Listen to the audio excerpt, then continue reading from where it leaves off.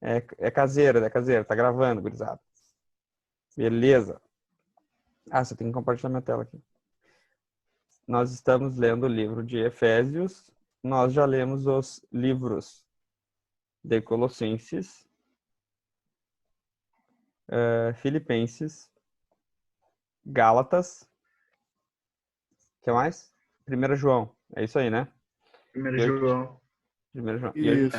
a gente está em Efésios. A gente já leu até o capítulo. A gente já leu o capítulo 1, do verso 1 até o 14. A gente vai ler do 15 ao 23. Então a gente já leu a saudação, as bênçãos espirituais em Cristo. E agora a gente vai para a oração de ação de graças de Paulo. A gente vai ficar só até aqui. Não vai entrar no capítulo 2. Capítulo 2 a gente vai ver amanhã ou segunda. Beleza. De ontem, eu tava olhando a gravação de ontem. Faltou só uma parte que eu falei assim, ó. Aqui, né, ele fala que ele tá escrevendo aos fiéis em Cristo. Aí ele chama esses fiéis em Cristo de escolhidos antes da fundação do mundo. Fala que são predestinados em amor. Os leitores da carta, né? São fiéis em Cristo, são amados e escolhidos antes da fundação do mundo, predestinados. E daí ele diz que esse grupo,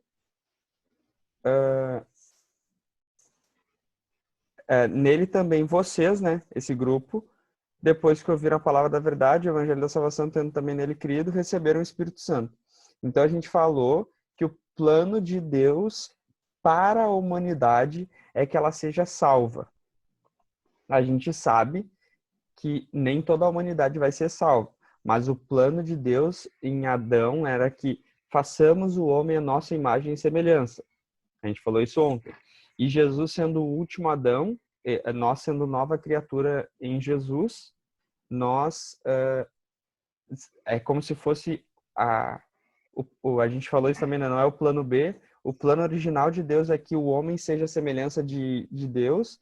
Então, se Adão pecou, Jesus é o último Adão, né? Paulo vai dizer. E agora nós, sendo nova criatura em Cristo, somos feitos à imagem e semelhança de Deus em Jesus.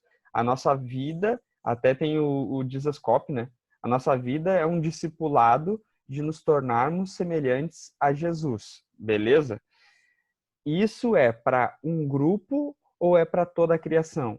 Alguns vão dizer que é para um grupo. Nós temos que dizer que isso é para toda a criação. É assim que a Bíblia se apresenta. Vai acontecer de todos serem? Não vai acontecer. Por causa que a gente sabe que pessoas vão rejeitar o sacrifício de Jesus e essas pessoas vão ir para o inferno, mesmo o inferno não sendo preparado para pessoas, sendo preparado para o diabo e seus anjos. Foi assim que Jesus falou, a gente tem que acreditar no que está escrito. Beleza? Só uma coisa que eu falei ontem que faltou foi o seguinte, eu falei assim, se tu aceitar, é porque tu foi predestinado por Deus para aceitar. E se tu não aceitar, Deus não tem nada a ver com isso. Eu falei isso.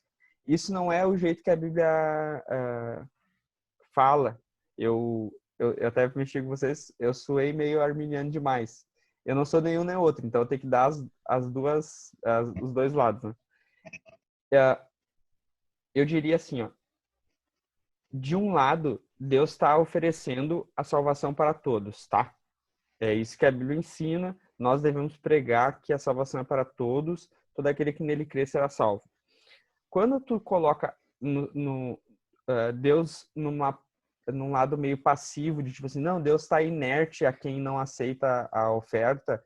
Como eu falei ontem, tipo, Deus não tem nada a ver com isso. Não é verdade, tá? Não é assim que a Bíblia... Não foi a melhor colocação que eu poderia ter usado. O melhor jeito de dizer é que, assim, se tu não aceita, tu também faz parte de um plano. A gente falou isso ontem. Deus tem propósito para todas as coisas. O propósito de Deus para a criação é que a criação seja salva. Mas se pessoas não aceitarem esse plano, o que elas têm de Deus é a resistência de Deus. Beleza? Tipo assim, Beleza, entendi. De um lado, se tu aceita, porque daí eu vou ler os versículos ali do que eu tô querendo dizer. Se tu aceita, a gente nasce assim, né? Inimigo de Deus, a gente tem falado muito disso. Em conflito, inimigo de Deus pecador. Quando a gente aceita Jesus, a gente é reconciliado e a gente tem paz com Deus. As pessoas que não aceitam já estão condenadas. Por isso que Jesus fala: eu não vim condenar. Muito pelo contrário, eu vim salvar. Vocês já estão todos condenados.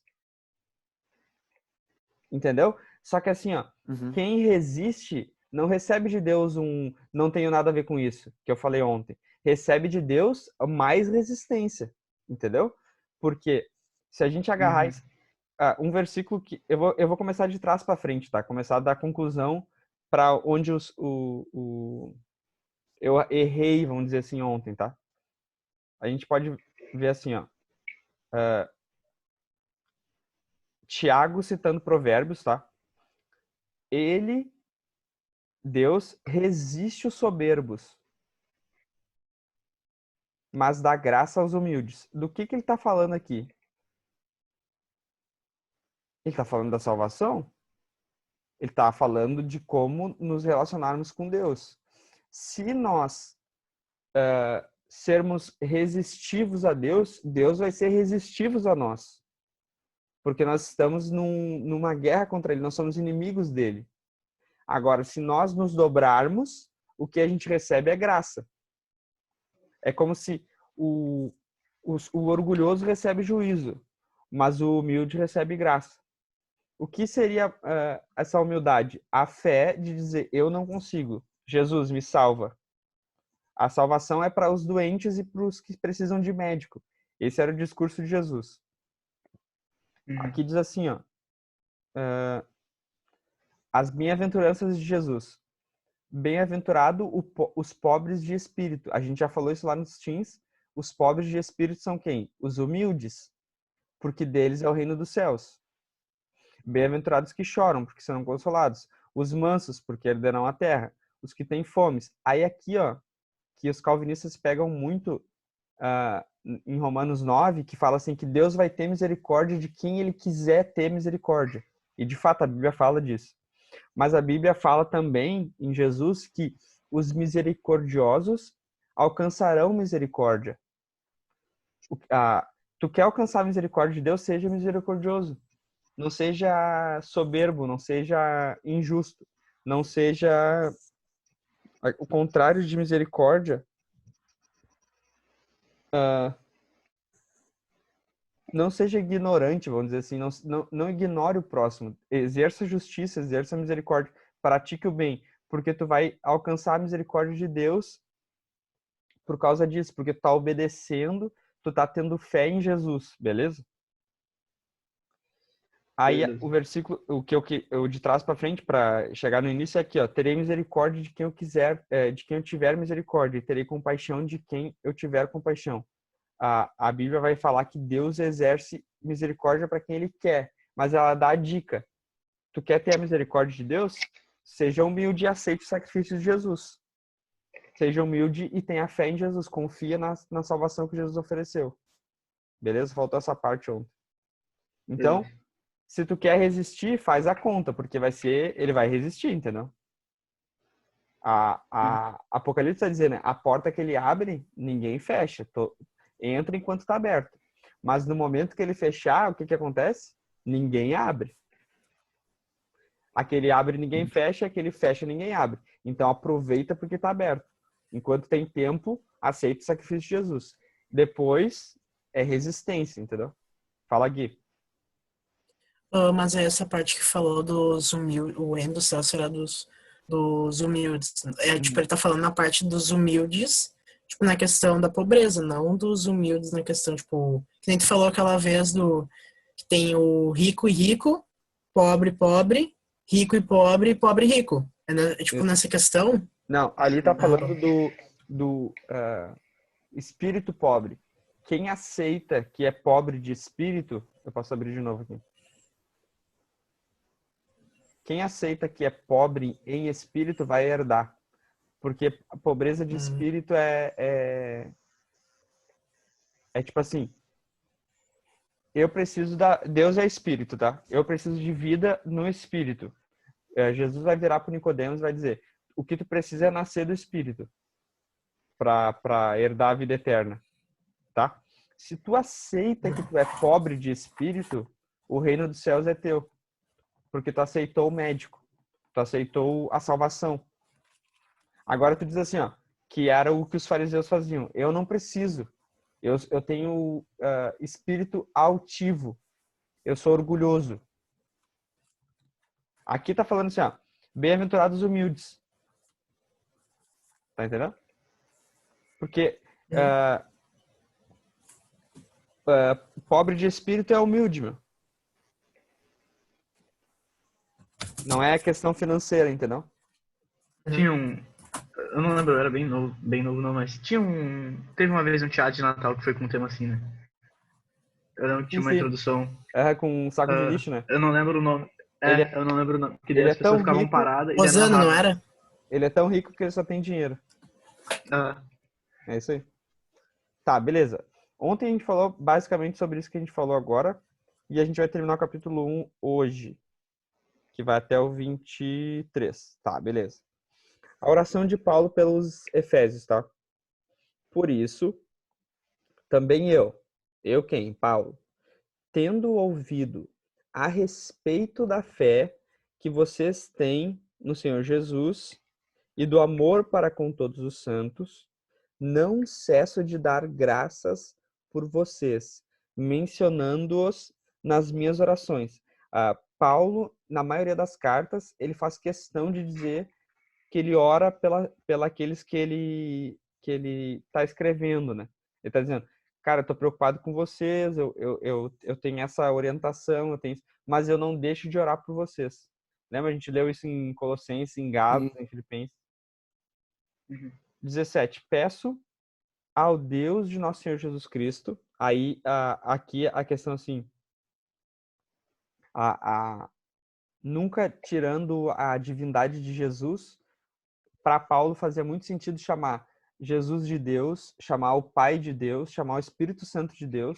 Ele não tinha problema com a questão da Trindade, mesmo que a palavra Trindade não esteja não esteja na Bíblia, tu consegue perceber essa relação. E aqui ele está chamando o Deus do nosso Senhor Jesus Cristo. Parece que ele está dando a entender que Jesus encarnou e ele foi humano. Aí me deu uma dúvida. Jesus... Pode falar. Não, tipo, ele falava com naturalidade sobre a Trindade porque pra ele era muito natural ou por ele, tipo, não ter pensado na possibilidade?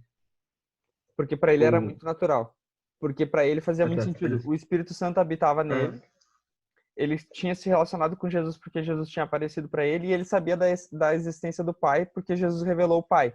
Então, para ele fazia todo sentido, não chamando isso de trindade, não chamando isso de um Deus trinitário, como a gente hoje chama. Então, ele chama o Deus do nosso Senhor Jesus Cristo. Para mim, né? O Pai da glória. Ele está falando do Pai de Jesus. O Pai de Jesus é Deus e Jesus é Deus. Beleza? Ele está dizendo... peço ao Pai que conceda a vocês espírito de sabedoria e de revelação no pleno conhecimento dele. Que a gente compreenda o que a palavra está dizendo, tá? Peço que ele ilumine os olhos do coração de vocês. Lembra daquela música? Abra os olhos do meu coração. Abra os olhos. Lembra dessa música bem antiga? Essa é a ideia. Eu ouvi, mas não lembro direito. Não, é tipo muito antiga, muito antiga. Para que saibam qual é a esperança da vocação. A gente já falou que essa vocação aqui é a chamada ao arrependimento, chamada à salvação, que envolve também a nossa chamada ministerial do que fazer para a glória de Deus, né? Que vocês descubram qual é, que eu descubra qual é essa vocação que Deus me deu. Qual é a riqueza da glória da sua herança nos santos. Peço que ilumine os olhos do coração de vocês para que saibam qual é a esperança da vocação de vocês. Então, a gente tem uma vocação, que é o que a gente estava falando aqui, ministério, nossa vida, nossa chamada à salvação, mas essa vocação tem uma esperança que é ter uma conclusão, entendeu? A gente não vive aqui só por viver. A gente vive aqui, pratica boas obras, porque a gente sabe que vai ter uma recompensa. Jesus vai voltar, a gente vai ser recompensado no galardão, né? A gente falou isso na série do Apocalipse. Então a gente não faz as coisas achando que não vai dar em nada. A gente sabe da consequência. De vocês, qual é a riqueza da glória da sua herança nos santos? A herança de quem?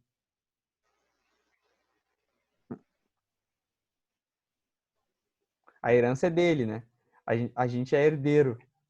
A herança, quem adquiriu foi quem Jesus. Jesus adquiriu uma herança e nós somos herdeiros dessa herança, né? Uhum. Tem eu não lembro qual Romanos que é agora, mas que ele foca bastante nessa questão do herdeiro. E daí eu tava vendo, tipo, pela questão histórica, tá ligado? O quão mais forte fica. Porque, tipo, herdeiro pra eles é, tipo, passar todo o teu legado. Hoje em dia a gente faz mais com uma palavra, tá ligado? Mas tu vê, tipo, um contexto histórico que ele tava falando na época e o sentido, o peso que aquela palavra tinha na época. Isso. Fica, tipo, muito mais forte. Para nós faz sentido quando alguém fala assim, morreu fulano de tal e tu era o parente mais próximo e agora tu vai ser milionário porque tu herdou a... É mais ou menos isso. Mas é isso que ele tá querendo dizer aqui. 19. A gente não pode esquecer também para quem que ele está escrevendo, né? Os Efésios lá tinha o templo de Artemis, tinha era uma cidade, eu acho que era a quarta cidade do Império Romano, uma coisa assim, quarta ou sexta, acho que era a quarta. Então eles eram referência assim de dinheiro e força e da questão, agora a gente vai ver, eles tinham muita questão espiritual, dos poderes. Então o Paulo está escrevendo tipo assim, ó, vocês acham que vocês manjam do que acontece no mundo espiritual? Então eu vou dizer onde é que Jesus está. Agora ele vai posicionar Jesus, tá? E qual é a grandeza, a suprema grandeza do seu poder sobre nós? Jesus exerce poder sobre os que creem. A gente aprende isso. O Espírito Santo está em nós. Então nós temos poder porque o Espírito Santo habita em nós. A gente sabe também que aqui ele vai falar sobre, no capítulo 6, ele vai falar da armadura de Deus. A gente viu isso na introdução da... Eu mostrei a Bíblia aqui. Eu tenho que fazer questão de mostrar isso aqui, ó. Porque tem que estar registrada a fonte das nossas heresias, tá brincando? Não é heresia. Não é. É a ESV, versão em português. Os que cremos segundo a eficácia da sua força, do seu poder. Beleza, versículo 20.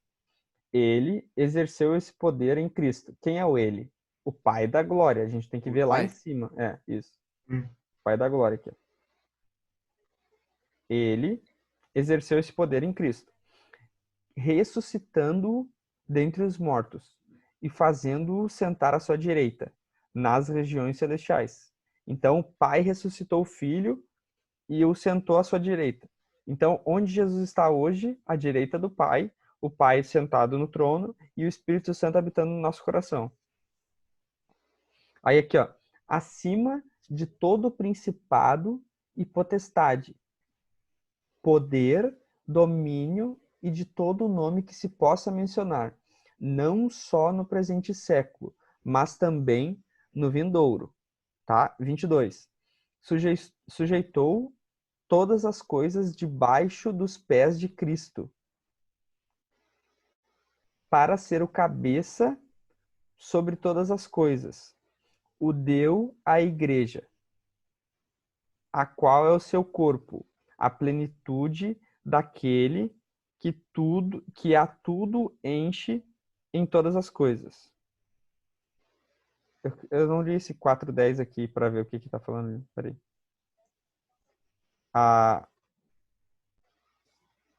Também falando ainda sobre a cultura dos caras da época, tinha a questão de colocar os inimigos debaixo dos pés. Eu até vi um negócio do Rodrigo Arqueologia, que para os egípcios, eles tinham um lugar onde o faraó, sei lá, quem lá, botava os pés, e aquilo ali representava, tinha o desenho, né, dos inimigos do faraó.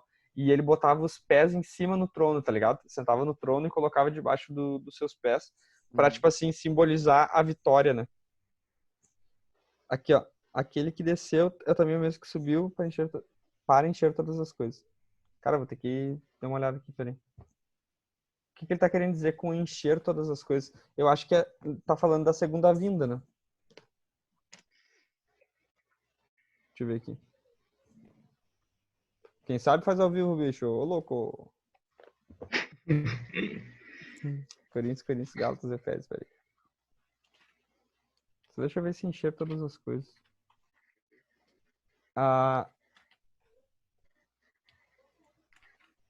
Hoje Jesus tem todas as coisas debaixo do seu poder? Essa é a pergunta que surge. Acho que sim. Tem, Sim?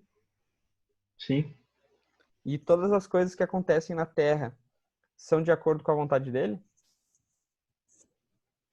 Não, Não. pera. Não. Se fosse tudo de Acho que acordo com a não. vontade dele, a gente estaria no céu. Se fosse tudo de acordo com a vontade dele, a gente estaria no É. céu, mano. Isso aí. Porque assim, ó, a Bíblia fala. Por isso que a gente tem que aprender a pensar não de maneira relativa e, tipo assim, que não nos leve a uma conclusão, mas ver as duas coisas. A gente tem falado muito do calvinismo e do arminianismo, né? Ver as duas coisas das duas perspectivas e não nos perder. Tipo, cara, eu acredito nisso também. Eu acredito que essas duas coisas eu não posso negar, é o que a Bíblia ensina. Por mais que eu ache que se conflitem, eu vou crer nas duas coisas juntos, eu não vou abrir, entendeu? Não vou me desviar nem para um lado nem para o outro, eu vou seguir o que a Bíblia está ensinando. Porque assim, ó, em Mateus 28 vai dizer que quando Jesus está mandando os seus discípulos para o id, né, pregar para toda criatura, ele fala: foi-me dado toda autoridade no céu e na terra. Ele fala isso. Foi-me dado toda autoridade no céu e na terra. Só que na oração do Pai Nosso, ele nos ensina que a tua vontade seja feita assim na terra como no céu. Entende? Então, tipo assim, Deus exerce autoridade sobre todas as coisas? Sim, exerce. Mas ele tá os inimigos estão sendo colocados debaixo dos pés de Jesus até que chegue um momento, e a gente vai ler em 2 de Pedro, que eu estava estudando antes de falar com vocês aqui, porque lá fala que ele deseja que todos cheguem ao arrependimento, né? A 2 de Pedro vai dizer isso. O tempo que está demorando para que tudo seja resolvido nada mais é que a paciência de Deus para que mais pessoas sejam salvas. Entendeu? Ele sujeitou todas as coisas debaixo dos pés de Cristo. Então, Cristo está sobre todas as coisas. Mas esse mundo não está fechando a conta ainda. É só tipo, nós estamos no meio de uma pandemia. Se Jesus tivesse... É que assim, ó, as coisas estão debaixo do controle de Deus.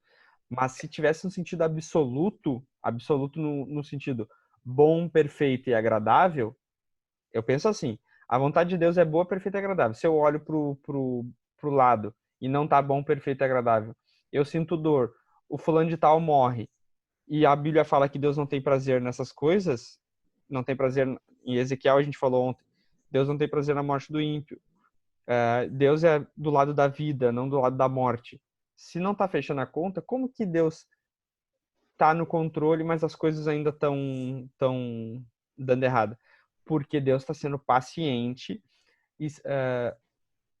indignado com a injustiça, com o pecado, com a morte. A morte é o último inimigo a ser esmagado, né? A gente vai ver que a morte vai entrar lá, no Apocalipse fala que a morte é eliminada, né? Entra esqueci lá, lago de fogo. Esqueci agora o nome lá, mas a gente até estudou isso, sabia até o nome em grego lá, esqueci. Mas Meu, eu tenho anotado em algum canto aqui. É mais ou menos isso. Então, tipo assim, está debaixo dos pés de Jesus? Está debaixo dos pés de Jesus. Tá, mas Jesus... a pergunta é simples. Jesus já apareceu e está reinando sobre a Terra? Não, já apareceu, mas não tá reinando sobre a não, terra. a segunda, tô falando da segunda. A Sim. manifestação que ele vai descer e vir, Cara, não aconteceu isso. Tá, então já está, mas ainda não. Que é o já e ainda não, que a gente vê toda hora isso na Escritura. Então, todas as coisas estão debaixo do controle de Jesus? Sim. É óbvio. Não, a gente não... Como é que a Bíblia vai falar? Não cai um cabelo, não... Ele cuida até do passarinho. Ele sabe quantos fios de cabelo tem na nossa cabeça, né? Porque se nenhum cai, ele sabe e faz a conta, né? Então, de um lado, todas as coisas acontecem debaixo do controle de Deus. Mas o mal tá aí ainda. E Deus é bom. Então, como que o mal ainda acontece? Deus está sendo paciente, bondoso, aguardando para eliminar o mal. A gente já falou isso lá nos Teams também. Se Deus acabasse com o mal hoje, usando 2 de Pedro como referência, menos pessoas seriam salvas. Entendi. Entendeu? Nós estamos do lado do mal, se a gente for ver. Nós somos os injustos. A humanidade é injusta. Todos pecaram. É que às vezes a gente pensa assim, a gente falou isso ontem, porque a gente aceitou o sacrifício de Jesus, a gente pode peitar o Criador. Que conversa, meu. A gente não pode peitar, a gente não pode dar. Eu vou dar conselho para Deus, eu vou dar dicas de como governar o universo. Se a gente pensar assim, o melhor é ele acabar com tudo. Cara, pelo jeito tu já leu o último capítulo, porque ele vai fazer isso. Mas não chegou a hora ainda. Entendeu?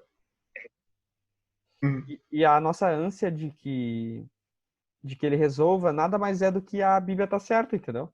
A gente fica com essa ânsia de, cara, ai Deus, precisa resolver isso, resolve. A Bíblia tá certa, porque ele vai resolver, entendeu?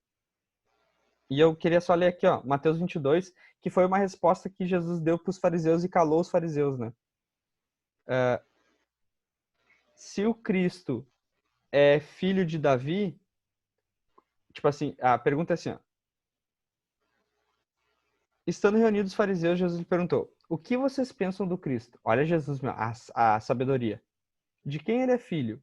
Eles responderam: de Davi. E Jesus respondeu: então como é que Davi, pelo Espírito, chama o Cristo de Senhor, dizendo: disse aos... Aí ele está citando Salmos, né? Salmos 110. Disse o Senhor ao meu Senhor: senta-se à minha direita, até que eu ponha os seus inimigos debaixo dos seus pés. Aí aqui está dizendo que ele sujeitou todas as coisas debaixo dos pés de Cristo. E em cima também diz ali. Você tá da direita. Isso é Salmos 110. Né? A ideia é que os fariseus não conseguiam ver que Jesus era o Messias. E o descendente de Davi, e ele era maior do que Davi. Eles não conseguiam ver esse ponto. Porque eles não conseguiam ver o Deus tendo um filho que também é Deus. O pai tendo um filho que também é Deus. Então Jesus quebra a argumentação deles, dizendo que Davi me chamou de Senhor. Antes de eu existir como carne e osso, como humano, Davi falou para mim. Davi teve a revelação de que o pai falou para mim me sentar do lado dele. Porque, ó, é Davi falando, né? Davi falando. O pai, aqui, né? O pai disse a Jesus, ao filho: senta-se à minha direita, até que eu ponha os seus inimigos debaixo dos seus pés. Portanto, se Davi chama de Senhor, como ele pode ser filho de Davi? Aí a resposta dos fariseus: ninguém podia lhe responder uma palavra. E a partir daquele dia, ninguém mais ousou fazer perguntas. Cara, eu vejo assim, ó. Os caras que querem fazer polêmica na internet, eles têm que fazer esse tipo de resposta aqui, ó. Tu quer ser polêmico, quer ser teólogo, vamos dizer assim, tu tem que dar umas respostas que cala, meu. Entendeu? Ser tão objetivo e absoluto que os caras vão dizer, meu, o cara tá certo, meu, o cara tá citando a Bíblia, meu. Não tem o que fazer. Porque todas as polêmicas que são causadas é porque os caras não têm resposta e querem dizer que tem resposta. Entendeu? Aí um cara que consegue somar 1 mais 1 igual a 2 vai dizer, cara, tá faltando uma parte aí. E daí começa esse loop de... Porque não chegou num ponto, fica esse loop de... Tá errado, eu tô certo. Tá errado, eu tô certo. Tá errado, eu tô certo. Tá errado, eu tô certo. Tá errado, eu tô certo. Agora, quando o cara tem uma certeza e dá o absoluto, acabou a discussão, entendeu? Por isso que nós temos que se apegar à verdade e à razão. Cara, tem isso, tem aquilo outro e tem aquilo outro. O que que vocês pensam? Eu penso nisso, naquilo outro e naquilo outro também. Tá, mas vocês não pegam só uma parte? Não. Não, a gente não faz isso. A gente pega o todo. O todo, mas não fecha. Não fecha na tua cabeça, nem na minha. Mas na cabeça de Deus vai fechar. Beleza? E aqui diz assim, ó, só para finalizar. Eu li ali, tá? Que as coisas vão ser enchidas, porque quando Jesus, a segunda manifestação de Jesus na Terra, ele vai reestabelecer todas as coisas por meio da igreja. Nós, os reis e sacerdotes, vão ajudar, participar, né? Não ajudar, mas ser a extensão de Cristo preenchendo todas as coisas, beleza?